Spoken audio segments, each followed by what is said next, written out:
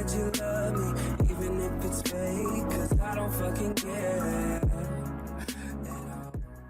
Fala galera, tudo bem com vocês? Pra você que não me conhece, eu sou o Gabriel e esse daqui é o meu canal onde eu falo sobre animes e mangás. Vamos então comentar sobre o capítulo 35 do mangá de Boruto, que foi simplesmente maravilhoso. No entanto, caso você ainda não tenha lido ele, eu vou deixar o link do capítulo 35 aqui embaixo na descrição. Você clica no link, dá uma lida lá e depois volta aqui no vídeo, beleza? Já de início, como sempre, eu peço que você deixe o seu like e venha aqui embaixo e comente Boruto, que me ajuda e muito no engajamento. Mas é claro, se você quiser comentar o que você achou desse capítulo ou o que você espera do próximo capítulo, fique à vontade, vai me ajudar do mesmo jeito. Além disso, lembrando sempre, o meu canal tem o apoio da loja Camisas Nostálgicas. Eles que me enviaram esse anelzinho do Itachi da Akatsuki e esse casaco da Akatsuki, que é simplesmente absurdo de lindo. Para conhecer a loja é só acessar o segundo link aqui embaixo na descrição e comprando por esse link você ajuda diretamente o meu canal. Pois bem, vamos agora falar sobre o capítulo 35. Algo muito interessante é que nesse capítulo não teve nenhuma luta, mas ele foi extremamente importante devido às informações que ele entregou. E é como eu sempre falo aqui no canal, para um capítulo ou um episódio de anime ser bom, ele não precisa necessariamente ter luta. Esse capítulo foi muito bem construído, colocando e tirando o foco do Sasuke durante vários momentos, e quando o foco não estava no Sasuke, que foi a principal coisa desse capítulo, o foco estava no Kawaki, Kurama, Naruto, que conseguiram ser importantes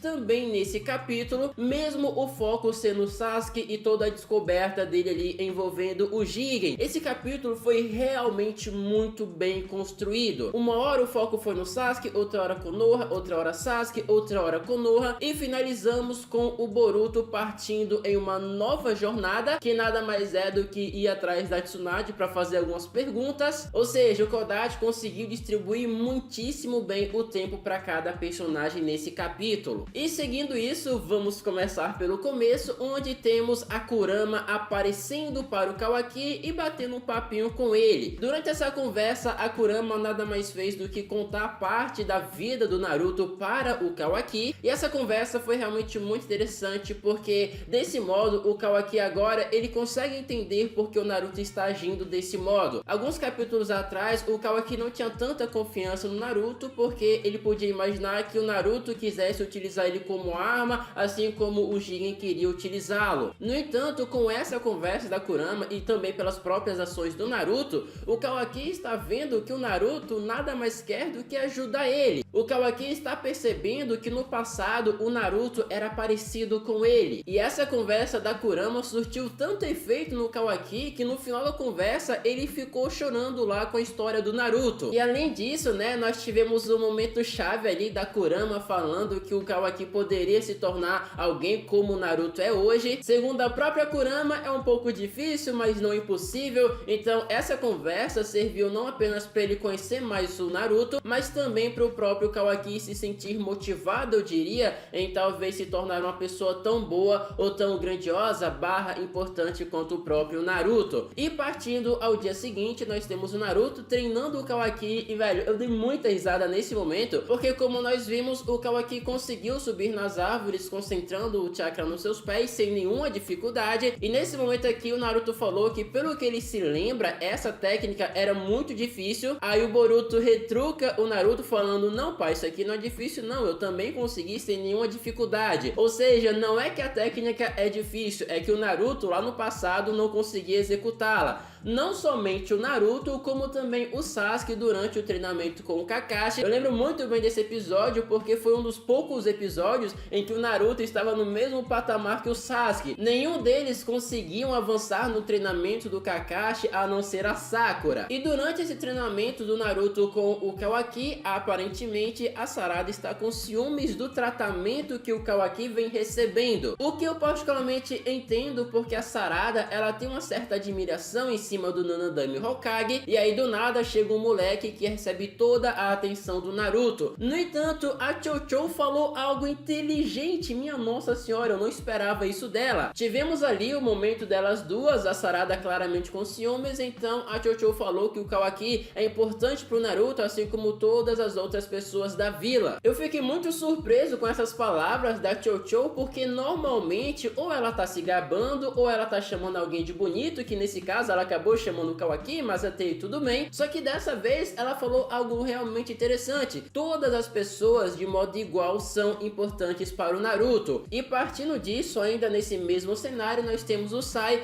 e também o Shikamaru conversando sobre o Kawaki e sobre ser o grande vilão da obra. O Shikamaru ainda não confia muito no Kawaki, no entanto, eles não têm provas concretas de que o Kawaki é algum tipo de espião. E ainda nesse momento, o Sai fala sobre as provas que o Konohamaru coletou, e como o próprio Sai falou, uma dessas provas é um tipo de coordenada que ele passou para o Sasuke. No entanto, algo no mínimo estranho perante essa coordenada é que ela não é criptografada, ou seja, qualquer pessoa que bater o olho vai conseguir entender ela sem muita dificuldade. Tudo bem, um Genin pode não entender, mas um Jonin ou até mesmo um Anbu consegue entender. Ou seja, essa coordenada pode muito bem ser uma armadilha. No entanto, o Sasuke foi até ela mesmo assim. E agora nós temos o foco no Hokage das Sombras, e aqui o negócio vai ficando complicado. Como vimos, ele vai ligando os pontos dos símbolos dos hologramas e vai percebendo que é muito provável que a Kaguya tenha um parceiro, assim como o próprio Momoshiki teve. E agora, com as páginas do mangá mais legíveis, eu diria, dá pra ver que não são apenas 3, mas sim 4 símbolos ali que dá pra ver claramente. Além disso, tem uma outra tábua que, como o próprio Sasuke falou, está muito danificada, mas aparentemente também possuem 2 símbolos, um em cima e um embaixo. Podemos imaginar que algum daqueles símbolos é do Urashiki Otsutsuki, que apareceu, ao menos até o momento, apenas no anime. E partindo disso, o foco retorna para a Vila da Folha. Temos agora Naruto, Kawaki e também o time 7 conversando sobre o símbolo do Karma e a sua semelhança com o Byakugou. A Sarada tenta ligar um ponto ao outro, mas o Kawaki diz que não é para levar isso aqui muito pra frente, porque segundo ele mesmo, o fato dos 2 símbolos se parecerem não quer dizer nada. No entanto, o Mitsuki entra na conversa e fala que não é bem assim não. Segundo o Mitsuki, os pais dele falaram que há muito do Byakugou que até hoje não é completamente compreendido. E seguindo isso, o Boruto fala que vai investigar sobre essa situação, porque pode acabar dando em alguma coisa. No entanto, o Kawaki fala que não vai acompanhar o Boruto, porque ele tem alguma outra coisa para resolver em casa, tem aquele lance lá do vaso. E além disso, algo muito interessante é que esse momento aqui de grupo terminou com o Boruto e o Kawaki de certo modo se entendendo. Ou seja, mesmo que com pequenos passos, ainda assim os dois estão começando a se unir de algum modo. E agora nós temos novamente o foco no Sasuke, que está em choque com a situação, e isso daqui é muito maravilhoso. Algo muito importante de ressaltar, galera, é que o Sasuke é um shinobi extremamente frio. Para ser mais exato, o Sasuke expressou preocupação em poucos momentos da sua vida, ao menos de modo exagerado. Pelo que eu me lembro, foi no massacre contra o Itachi e também contra a Kaguya. Teve também contra o Madara, mas não foi algo muito escancarado, diferente do caso contra a Kaguya, que era uma deusa Otsutsuki. E agora nós temos o Sasuke fazendo as mesmas expressões perante o Jigen. Ou seja, pouca coisa esse Jigen com certeza não é. Para deixar o Sasuke preocupado, você tem que ser um shinobi realmente muito poderoso. E por mais que o Sasuke ainda não tenha entrado em combate com o Jigen, só o fato dele se preocupar com a presença do Jigen já deixa bem claro que o Jigen é extremamente poderoso. E como vimos, o Jigen chegou nessa dimensão através de um jutsu de espaço e tempo, assim como o Sasuke chegou. No entanto, o Jigen não tem Rinnegan, ao menos ele não aparenta ter um Rinnegan semelhante ao do Sasuke ou até mesmo do Madara. E ainda com foco no Jigen, como vimos, ele vai lá conversar com seu bichinho de estimação. No entanto, essa conversa não é tão agradável. O Jubi tenta comer o Jigen, mas o Jigen fala que ainda é cedo para isso acontecer. Eu posso estar viajando, mas algo me diz que nós teremos algum tipo de sincronização entre o Jubi e o Jigen, assim como nós tivemos lá no Shippuden o Jubi e também o Obito Uchiha. E focando aqui no 35, como vimos, o Jigen começou a absorver o poder do Jubi, e segundo o Sasuke, o karma do Jigen começou a aumentar. E agora eu tenho uma pergunta para você que está me assistindo nesse exato momento. O Jigen absorveu o poder do Jubi com uma de suas várias habilidades,